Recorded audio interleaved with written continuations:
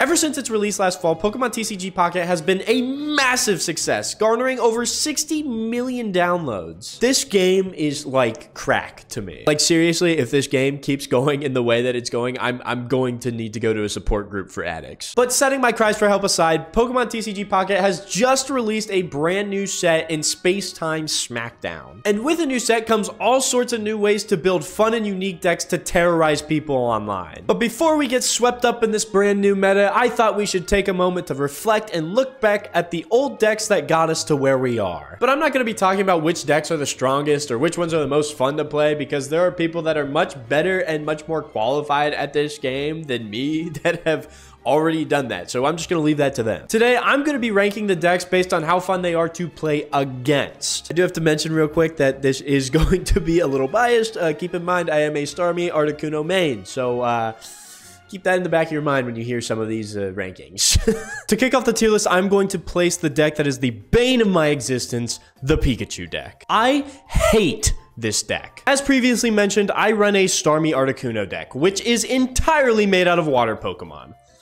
Come on, put two and two together, you can see where this goes wrong. Now, while Pikachu has the lowest HP out of any of the EX Pokemon, it hardly matters when he can get out and start swinging in 2 turns. 1 second the game starts, the next you're getting spanked with 90 damage per turn, or in my case, 110. Not to mention that all of the cards that are ran with Pikachu are equally as deadly threats. Zapdos, who can hit you for up to 200 damage. Electrode, who can hit you with a solid 70 damage for only 2 energy, while also being able to retreat for free and only gives up 1 point since it's not an EX, and Zebstrika and Electabuzz, who can come in to snipe your Pokemon that you may have retreated to protect. And to top it all off, every single card in this deck has a 0 to 1 retreat cost, meaning that one of the most powerful cards in Sabrina can't be utilized fully because they'll just rotate the Pokemon you just sent out on the next turn for essentially free anyway. And even though I'm biased because I run a Starmie deck, it doesn't really matter because if I play any other deck, I still get clapped because it gets out too fast for any other deck to handle. The Pikachu deck is not fun to play against at all, and that's why it goes in the bottom tier. I used to hate Dragonite decks at the beginning of the game's lifespan because I didn't have enough cards to form a meta deck at the time, meaning that all of the decks that I had were absolute abominations. But now that I have an actual deck, I hardly have any trouble trying to beat this guy. Not to mention that there really aren't any super great options to run with Dragonite because of its super specific energy cost. I mean, you can run Dredagon with it to try and stall, but your Dredagon's gonna die, or you're just gonna get rotated in before your Dragonite is even ready to go. But it might also just be because I have a super fast deck. Starmie gets out so quick that Dragonite definitely can't handle it properly. So when Dragonite goes up against a deck like Charizard or Mewtwo, which takes a little longer to set up, it probably has a little bit more success. But even though I'm consistently able to beat this deck, I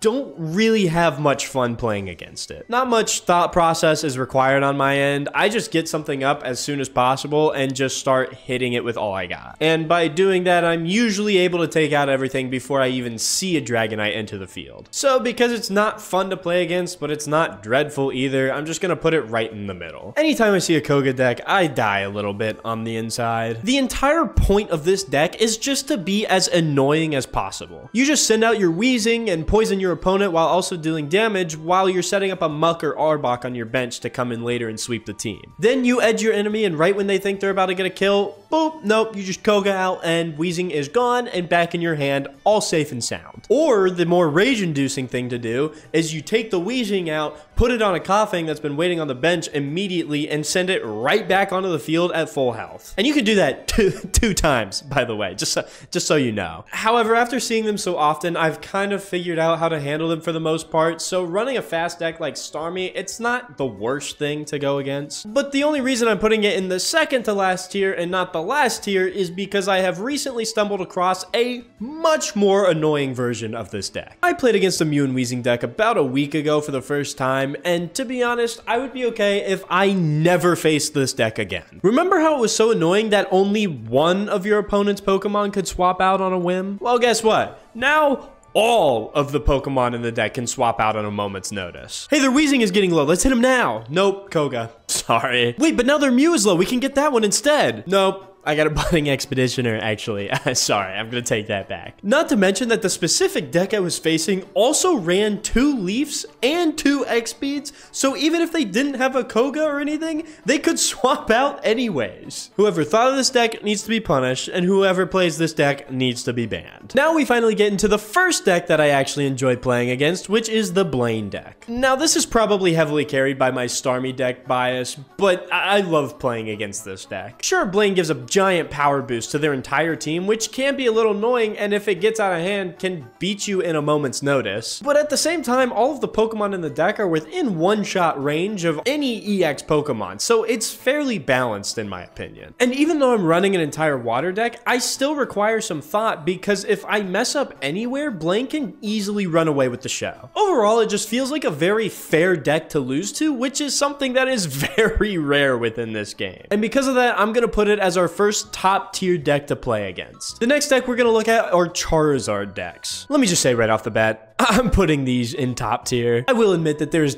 definitely some bias at play with this one because I run a fast-paced water type deck, which is basically the exact counter to this deck. But this is a video about my opinion, and in my opinion, free XP is awesome. But I do find it more fun to play against than something like a Dragonite deck, because while I still have a huge advantage, I still do have to think when I'm in this match. With Moltres, Charizard does have the ability to get out pretty quickly if it wants to. If I make a wrong move or miscalculate a play, it is very easy for the match to start slipping away from me. But I usually don't struggle with it all too much, so it's fun to clap an unsuspecting Charizard player. I know most of you probably aren't going to agree with me on this one, because to most other decks, Charizard is a terrifying card that can obliterate any of your Pokemon in one shot. But to that I say, yeah, that's fair. If I was running a different deck, I would also be terrified. Exeggutor is an interesting one because I don't feel like I usually have any problems when fighting this deck. Like, most of the time, I can enjoy myself when I'm playing against this deck, and I'm usually able to take it out fairly easily. But then it can also be extremely annoying to go up against. If Exeggutor is able to get out by turn 3 and just starts landing head after head, you're gonna lose the game before you even realized you were playing. I really don't have too much more to say on this deck. It's a pretty just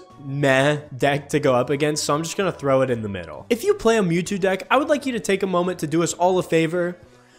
Please play literally any other deck. I feel like there needs to be no explanation as to why Mewtwo decks are so unbelievably boring to play against. There's no trick to fool me. Every single Mewtwo deck is the same, and as soon as you flip the cards at the beginning and see a Mewtwo or a Ralts, you know exactly what's coming. And despite knowing what's coming, half the time I still can't deal with this deck. And of course, it always feels like I have the worst luck whenever I go up against a Mewtwo deck because their Gardevoir is always able to get out as fast as possible. And I know on the other side of the screen, my opponent, who's playing the Mewtwo deck, is also not having fun. You cannot convince me that sitting there and playing a stock standard deck with no variation is a blast. Playing against this deck isn't fun. Playing as this deck isn't fun.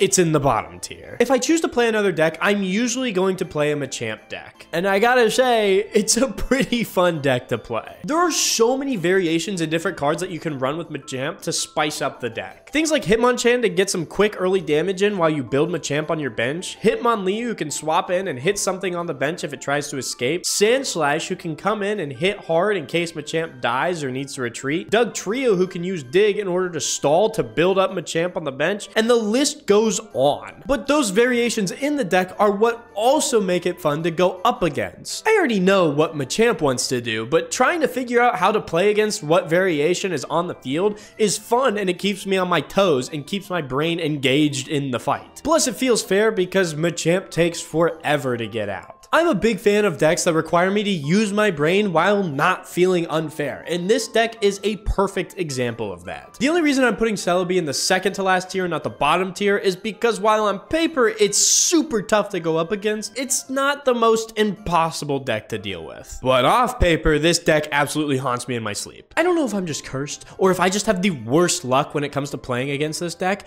but every time, and I mean literally every time I play this deck, the superior gets out out immediately. Frame 1, as fast as it can. Superior is a stage 3 Pokemon. It should not be able to get out as fast as it does, and yet every single time, it's ready to go by like turn 3. Next thing I know, I'm getting smacked by 10 billion coins that each do 50 damage if they land heads. Nothing is more infuriating than having to sit there while your opponent flips 20 coins and does 1,000 damage when all he needed to do was 10. Pokemon, please give me better luck when battling this deck. Please, I beg of you. I'm gonna be honest, I don't have much to say when it comes to Golem decks. I mean, I've faced maybe 3 in my entire time playing this game. But for me, Starmie handles them pretty easily, so I'm just gonna throw them here because they give me pretty good free XP. Marowak is yet another coin flip based deck, but this time you're flipping 2 coins instead of 1.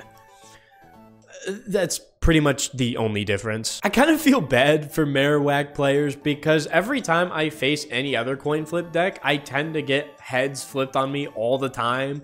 But for some reason, when I play against a Marowak deck, they seem to always land tails. I can't tell you how many times I've watched a Marowak player only need to hit me 1 time and somehow manage to flip 4, 6, 8 straight tails in a row. So my heart goes out to you guys.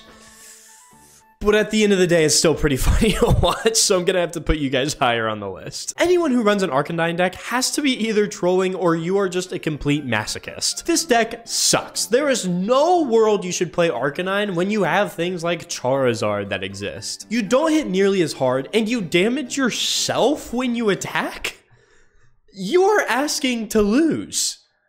Which is great. At least in terms of this list, it's great. This deck is tons of fun to go up against as a Starmie deck because not only do I have the advantage against you, I also get to watch you kill not kill yourself. I get to watch Arcanine kill itself.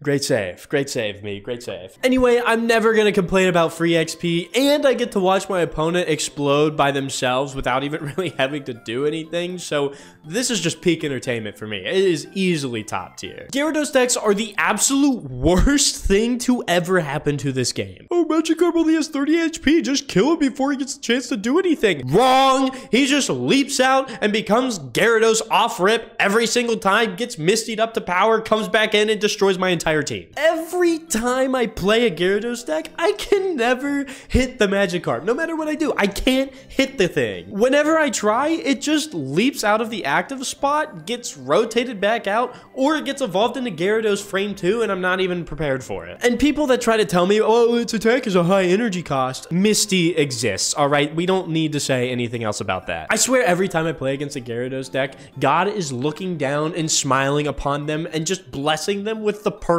scenario every single time we play. Bottom tier. I hate this deck. It sucks. Get it out of the game. Aerodactyl is the definition of a mad deck. It is mildly annoying to not be able to use supporter cards, but it doesn't really matter when I can get set up before Aerodactyl is even ready to attack. Like half the time my Starmie or Articuno are already out and I've already used a Professor's Research or a Misty to get energy, and Aerodactyl hasn't even hit the field yet. Plus, even when it hits the field, it doesn't hit for very much. It only hits for about 60 damage, which is not great. And not only is it not interesting to play, it's not really interesting to play against either. You just kill the thing. So because it's not interesting to play against, but it's not also wanting me to rip my hair out, we're just gonna throw it in the med tier. Primeape is just annoying. I don't see them very often, but anytime I do see them, I just get actively annoyed before the match even starts. I mean, they just throw out their promo Mankey, hurt themselves, and then start doing a bunch of damage, and then the second you kill them, they swap in their Marshadow to come in and kill you. It's not the hardest thing in the world to deal with because all of the Pokemon are fairly weak, but it's just the definition of annoying. So because of that, I'm just gonna throw it in the second to last tier. Venusaur decks need to stop. Hitting your Venusaur for 90 just to watch you Erica and double potion in order to get all of your HP back, despite what you may think, is not fun to watch. The fact that the bulkiest Pokemon in the game can heal almost all the way or all the way back to health and just keep hitting you for 100 damage is stupid. The only thing keeping this deck from the bottom tier is because compared to my Starmie deck, it's not getting out in time. My Starmie deck is fast enough to come in and kill its Ivysaur or Bulbasaur before it can even become a Venusaur. But if it is able to get set up because my cards aren't falling the right way, then I am actively cooked. Look, this mic says, check me out. Funny pun. Funny pun. Okay, all right, we're gonna keep going. The Articuno All-Trainer deck is wild to me. I mean, this is really the only deck that's built like this. There's no other deck that is one Pokemon, all trainers, and yet somehow it still finds pretty decent success. I mean, on paper, it doesn't really seem that great, but when you think about it, you're starting with the Pokemon that you always want to start with. Then you have things like Misty to come up and boost it early, or you have a ton of other cards to be able to stall or build or hurt your opponent. While it does have to get pretty lucky to get what it needs in order to start attacking early, it can be an absolute nightmare to deal with. Even in like actual competitive play in tournaments, it saw relatively good success. In terms of playing against it, I don't really have the worst time playing against it, nor do I have that much fun, so I'm just gonna toss it in the middle. I just find it to be a fairly cool and unique deck that is worth talking about. Blastoise is yet another free XP deck. In fact, I don't think I've ever lost to a Blastoise deck. Blastoise just takes so unbelievably long to do any significant damage that by the time it's out and ready to go, you already lost the match. Everything can go right for a Blastoise deck. You can get it out early. You can have Misty even give it a couple more energy, and you'll still lose the match because you need 5 energy to actually be hitting at full power. And that's if Blastoise even gets up. Half the time, I'm able to just Sabrina in the Squirtle or Wartortle and kill it before Blastoise even appears. I mean, you gotta respect them for sticking to the Blastoise grind and trying their best, but I can't help but find it so funny when everything is going their way and they still just get destroyed. So for the first time ever, Blastoise can go at the top of a tier list. Now for the 2 new kids on the block, Dialga and Palkia. Originally, I was going to do these 2 separately, but after playing against them, they both have the same issue. These decks take way too long to get set up and going. I mean, Pikachu decks are going to have a field day against Palkia because of how long this thing takes to get out. And even if you do manage to get Palkia out and swinging with his big hit, the big hit loses all 3 energy afterwards, which means you have to build it up again. If your Palkia was able to build up once, it's not surviving another 3 turns to build back up and swing again. And Dialga just doesn't have a lot of great cards to go with him to get him firing. The only card that's able to help Dialga get out faster is another Dialga. This thing is so slow that you could get a Charizard out faster and one-shot it before it's even hitting you. Honestly, after waiting so long for a new set, the mascots kinda blow. They're just too easy to beat and really boring to play against, which is why I'm putting them in the second to last tier. However, it is very early on, so maybe in the future we'll see some new decks that actually breathe life into these 2 cards. And finally, to end off the video, we reach my bread and butter, my baby, my go-to deck, Starmie Articuno.